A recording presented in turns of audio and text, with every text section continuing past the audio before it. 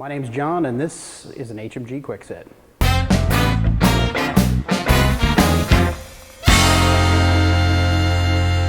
John, describe what you do here at HMG Creative. I am the Brand and Marketing Strategist here. I do everything from, most of the brand work I do is non-visual brand, and then I work on strategy. So we call it brand story, and then I do marketing strategy as well. So branding is how you're remembered and how you're perceived. How can businesses build their brand? Where should they start? Well, first, stop thinking about your brand as just something visual. And then as you move into non-visual pieces of your brand, it's not strategy. Stop thinking of it as a strategy. It's not a board game that you're playing. That's marketing. So think about your brand as a story that you're telling. That's about the features and benefits of your brand, not features and benefits of your products. Why should businesses care about branding? What difference does it make? You said it, a difference is key.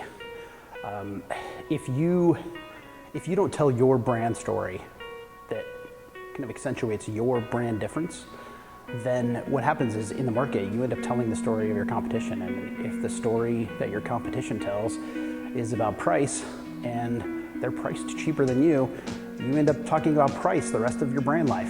So stop doing that. Talk about brand story. Brand story is really where the margin is. What do you see as the biggest misconception about branding? That it's strategy, that it's a game. It's not. Brand story is about the initial idea, where the why behind whatever the pain point was in the market that fueled your brand, fueled your product. That is where the story lies. And the moment, so many times folks think about monetizing an idea they have, right? They have this pain point of something that they need. Maybe it's a product that they need in their house or in their car or in their work. And the moment that you have that initial need, as humans, we automatically start thinking about how to monetize it and how to be profitable and can this make my family rich, right? And what happens the moment that you make that disconnect between what the problem was that you're trying to solve and how you can monetize it, that is the difference between story and strategy, all right? Story comes before the moment that you try to monetize your idea. So don't tell the story that is going to monetize your idea. Tell the story about the pain point in the market.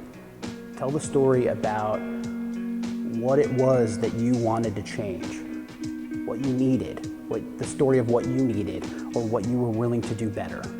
Tell that story, and the strategy comes easy after that, but you have to tell the story first.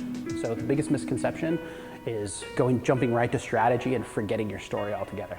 What are the most important elements of branding? Non-visual branding, I focus on non-visual branding. So I would say vision statement, which is what guides you in the market, guides your brand in the market. And when I say the market, I'm talking about teammates, like people on your team, I'm talking about fans, spectators, even the competition. Your vision needs to be a beacon of light for everyone in the industry. And then your mission, which is also a key element of brand story, is focused on what your team needs to do to get to that almost utopia that is your vision. And then I'd say the third key element, there are a bunch of other elements, but the third key element I would say is guiding principles.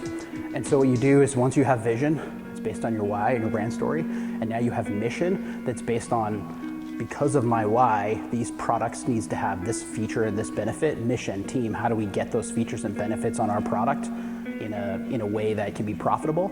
Guiding principles, what that does is it guides all of those decisions, whether it be hiring people, decisions in the marketplace, decisions about competition, decisions about pricing, decisions about everything is done from the culture that's created from your guiding principles. So I'd say those are the top three. If I had to throw another one in there, I think it'd be brand difference. What makes you different in the market? Not from a feature and benefit standpoint. What makes your brand different in the market? How can companies involve their employees in their brand? How can they make sure that team members know and reflect the brand? Guiding principles. Yeah, I think that taking a step ahead of what is traditionally called core values, but is pushed into an action item like guiding principles. So in other words, to say that as an agency that we're creative people, instead of that might be a core value where you talk about staying creative or telling the staff they need to stay creative, pushes them on a more personal level about being creative. And I think that is what, that's just something we do here at HMG, but I think that is the biggest thing about instilling your brand voice into the market and into your folks and involving those people, is making sure that the people on your team believe in the same things you believe when it comes to your why and what excites them about work. And that's the key to instilling your brand when it does come to strategy, because all the people that you're strategizing to get to come to your brand have to go through your people, so to experience it. So I think that's the key. What are the signals that you need to refresh or rebrand your business? Okay, so when your fixtures wear out at home, when they become unpopular, right? So like everyone for a while, it was that shiny brass, right? Like in the 90s, it was like shiny brass, right? And then it turned into like this brushed nickel, right? And then it turned into the black copper looking. It looks like black, but it's like coppery, worn off. And then who knows what the next one's gonna be. The next one's probably back to brass, but it's not like, so think about your brand from that standpoint. Think about visually brand from that standpoint. A refresh happens, every, 4 to 7 years probably. And that's when my wife usually has me changing out the doorknobs because they're not brushed nickel anymore. So when it comes to visually, 4 to 7 years is, who knows? Depends, does the market change? Do you change, do you take a different direction? Do you change your mission and pivot? So maybe that's time for a brand change when it comes to visually. Non-visually, never, ever, ever. Your vision and your why is about your organization. It's about, if it's rooted in your true why and your true pain point in the market that you're solving, in true vision, then non-visual should never change. What would be the most undervalued element of branding? Brand difference. Yeah. When you talk about your brand difference, what usually happens is this, and nothing against sales folks, all right? But what usually happens is that you have this list of things that make you different, and you take them to the market. And the wrong customers tell you that those aren't the things that are important to them. They tell you that price is important to them, or they tell you that inventory is important to them, or customer service is important to them. They tell you these things that may not be important to your brand, but they're doing high volume, and so you want them as customers, and so you adjust your differentiators in the market based on your customers, right? What brands don't do is they don't look at customers and say, well, then you're not the right customer for me. And I think that that's the biggest thing, is that you have to be able to look at it and say, yeah, you know what, we're more expensive. So therefore, this is what you get. These are our brand differentiators and why we're more expensive. But if it's just about cost, then maybe you're not the customer for us. So I think that's the biggest key, is brand difference, but then holding steady to the brand difference. Live or die by it, really. But don't let your salespeople bring it back to you and go, oh, well, everyone's talking about price in the market. We're way over cost.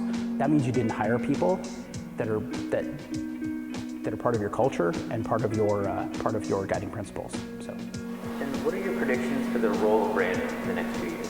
I predict that more brands will learn that certain customers don't fit. So I think that what I alluded to earlier about brand difference, I think more brands won't be scared of losing or getting rid of the wrong customer that fits their brand. Hey, my name's John, and this has been an HMG QuickSit.